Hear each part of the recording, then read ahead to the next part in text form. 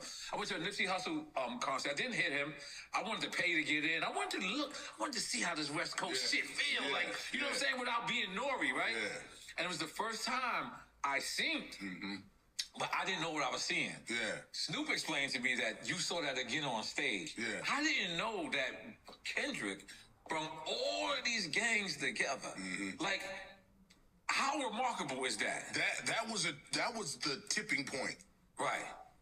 When he did that pop-out concert and Dre went out there and all the neighborhoods came out there. See, we didn't know that. He stayed on stage. Because we want you to explain this in its entirety, in depth. Yeah. Us on the East Coast, we looking thinking these are artists. Mm-hmm. That, although they might be artists, but we're not understanding that they represent different gangs. Oh no, different territories. There were some artists up there. There were some artists, but there were some very important people to the street up there too. Right. They usually don't really be standing next to each other. Right.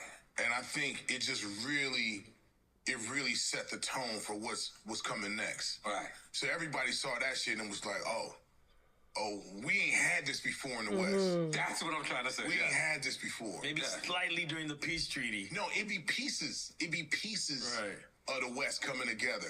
Still excluding some of these parts because of past things that happened or just like that's just how things have been. But when that happened, a lot of shit got pushed to the side and was like, okay, you know what? Let's unite around this W.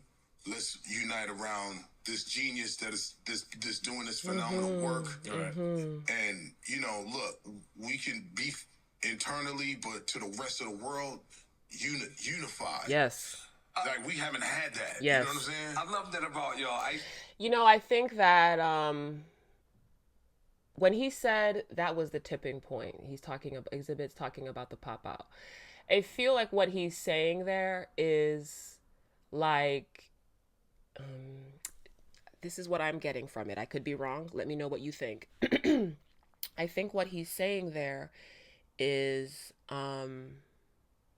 we on the West Coast knew he was on some real shit. We on the West Coast knew what time he was on, because if you understand the context, you understand who's on the stage, then you understand that what's happening is bigger than music. It's bigger than, any beef with any rapper. It's actually about, utilizing this artistic space as a communal space of healing and peace, and to say, look what we can do when we're united. Look how it can feel when we're united. Look how we can rock with each other, even though we from different spots, different sets, different neighborhoods. Look at how we can do that, united and not, do you know what I'm saying? And like, you can bring your fucking crew, be united, and still have your crew. Do you know what I mean? Like, he was saying, let's put down the fucking guns. Okay? That's what Kendrick was saying. Kendrick was saying it's time to come together for something bigger than individual fucking beef. That's what he was saying. He was saying, y'all want to talk about Aubrey.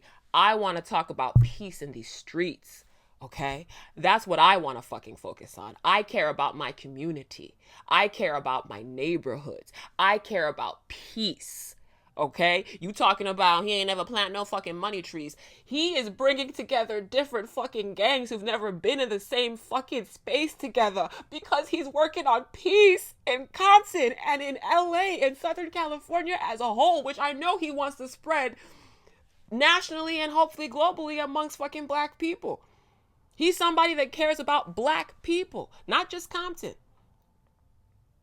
So I feel like he's doing something in Compton because that's where his heart is. But that's the beginning. That's what I think Xzibit is saying here.